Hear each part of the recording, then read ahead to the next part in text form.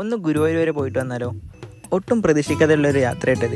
നാട്ടിലത്തെ ഏട്ടൻ ഗുരുവായൂർ പോയി വെച്ചു ചാടി കയറേണ്ടി പുറപ്പെട്ടു. ഏകദേശം ഒരു 5 മണിക്ക് തന്നെ നാട്ടിൽ ഞങ്ങൾ പുറപ്പെട്ടു.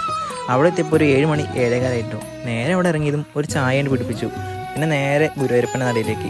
പിന്നെ ഞായറാഴ്ചയും കാരണം പ്രതീക്ഷിച്ചതിനെക്കാളും ഒരുപാട് തിരക്കന്നെ അവിടെ ഉണ്ടായിരുന്നു കേട്ടോ. പിന്നെ ഞങ്ങൾ ഏകദേശം ഒരു 8 മണിക്ക് ക്യൂ നിന്നിട്ട് 12 മണിക്കാണ് തൊഴുതിറങ്ങിയത്. പിന്നെ തൊഴുതിറങ്ങിയതും അവിടെ വെച്ച സാധനങ്ങൾ, ചെരുപ്പും ബാഗും ഫോണെല്ലാം എടുത്തിട്ട് നേരെ കഴിക്കാനുള്ള ക്യൂ വയ്ക്കുന്നു. പിന്നെ അവിടെ പോയിട്ട് കഴിക്കാതെ വന്ന മോശമുണ്ട്. ഞങ്ങൾ അത്രയും വലിയ ക്യൂ നിന്നിട്ട് നല്ല സ്വാദിഷ്ടമായ ഭക്ഷണം കഴിച്ചിട്ട് അവിടെ നിന്ന് ഇറങ്ങിയിട്ടോ. പിന്നെ ഇപ്പോൾ കാണുന്ന ഈ സന്തോഷം വയറ് നിറഞ്ഞതിൻ്റെ ഒരു സന്തോഷം തന്നെ ഉണ്ടോ. കാരണം അത്രയും നല്ല തന്നെയായിരുന്നു അവിടുത്തെ ഭക്ഷണത്തിന്. പിന്നെ നേരെ പോയിട്ട് അമരപ്രഭുവിനെ നമ്മുടെ ഗുരുവായൂർ കേശവനെയൊക്കെ ഒന്ന് കണ്ടിട്ട് വരാമെന്ന് കരുതി. പിന്നെ ഗുരുവായൂർ വന്നിട്ട് പപ്പടം വാങ്ങാതെ പോയ മോശമല്ലേ.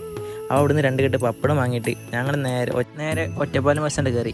പിന്നെ ഞങ്ങൾ ഏകദേശം ഒരു 6 മണി 6:30 ആയപ്പോൾ ഒറ്റപ്പാലം എത്തിയിട്ടോ. പിന്നെ അവിടുന്ന് വേറെ ബസ് കൂടി കയറണം. അപ്പോൾ എന്തായാലും അടുത്തൊരു വീഡിയോ ആയിട്ട് കാണാം കേട്ടോ. Okay, by.